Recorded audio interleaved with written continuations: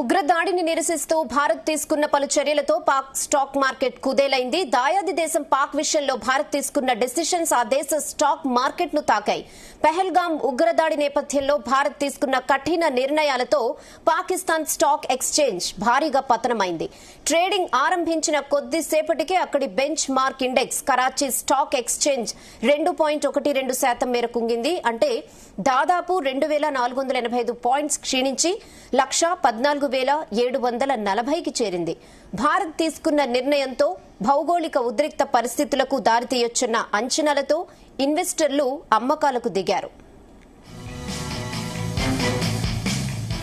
Pakistan GDP వృద్ధి అంచనాలను IMF తాజాగా 2.6% తగ్గించింది. దీంతో అక్కడి స్టాక్ మార్కెట్ నష్టాల్లో ముగిసింది.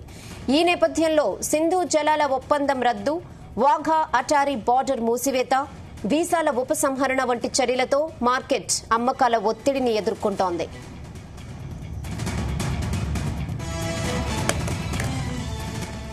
ఇదే విషయంపై మరిన్ని అప్డేట్స్ బిజినెస్ కరెస్పాండెంట్ రవిప్రసాద్ అందిస్తారు.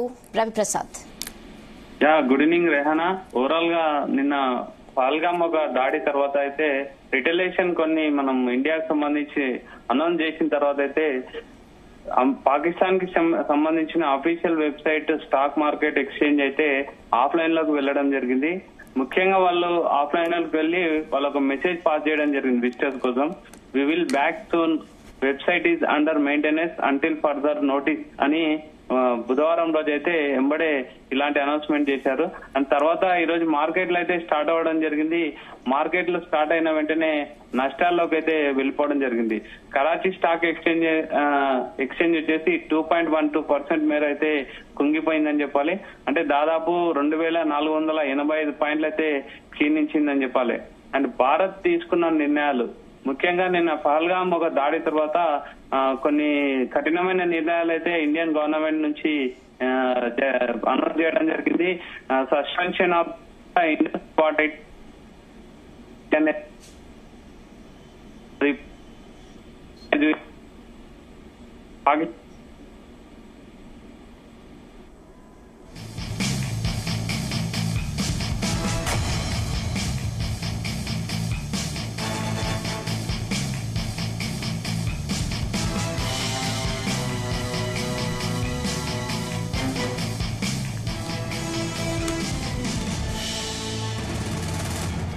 ఉగ్రదాడిని నిరసిస్తూ భారత్ తీసుకున్న పలు చర్యలతో పాకిస్తాన్ స్టాక్ మార్కెట్ కుదేలైంది. దాయాది దేశం పాక్ విషయంలో భారత్ తీసుకున్న నిర్ణయాలు ఆ దేశ స్టాక్ మార్కెట్ ను తాకాయి.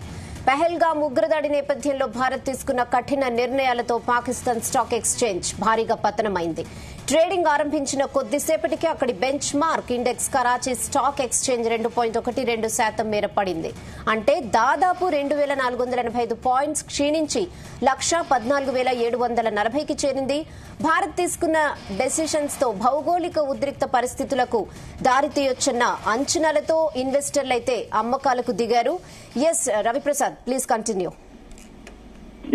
రెహానా, ఇంతకుముందు మనం చెప్తున్నట్టు కరాచీ స్టాక్ ఎక్స్చేంజ్ అయితే 2.12% అయితే బాగా కుంగిపోయింది. అంటే దాదాపు 2,485 పాయింట్లు అయితే క్షీణించడం జరిగింది.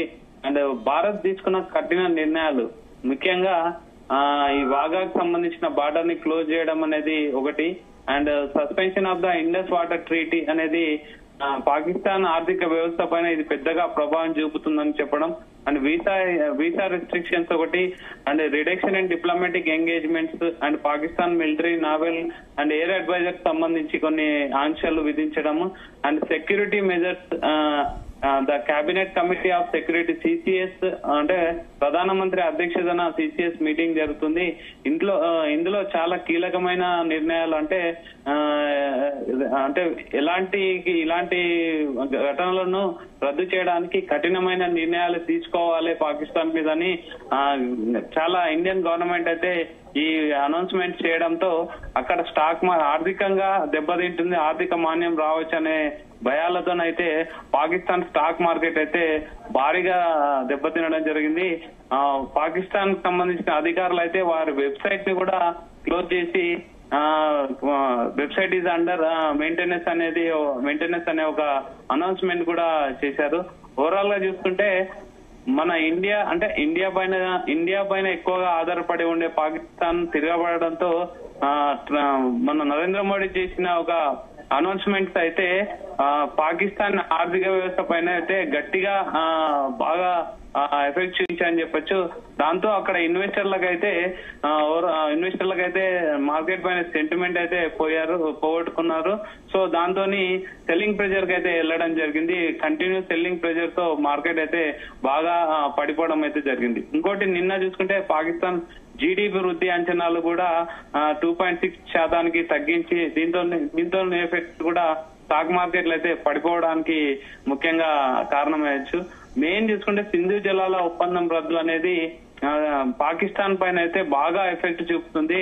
రాబోయే డేస్ ఎలా ఉంటాయనేది కూడా తెలియదు కాబట్టి ఆర్థికంగా కూడా ఇన్వెస్టర్లు బాగా నష్టపోతారనే భయాలు అయితే అక్కడ ఇన్వెస్టర్లకు అయితే స్టార్ట్ అయిందని చెప్పొచ్చు రేహనా. అండ్ పహల్గామ్ దాడి తర్వాత భారత్ అయితే తీవ్రంగా స్పందించడం అనేది సైనికులకు సెలవులు కూడా రద్దు చేసింది పాకిస్తాన్ గవర్నమెంట్. అండ్ మొత్తం సెలవులోకి వెళ్ళిన వాళ్ళని కూడా వెనక్కి రమ్మని, బార్డర్ సంబంధించిన కూడా అన్ని ఎయిర్ అటాక్స్ కానీ వాటర్ అటాక్స్ కానీ అన్నిటికీ రెడీగా ఉండాలని అయితే పాకిస్తాన్ సైన్యానికి అయితే అనౌన్స్మెంట్ చేయడం జరిగింది.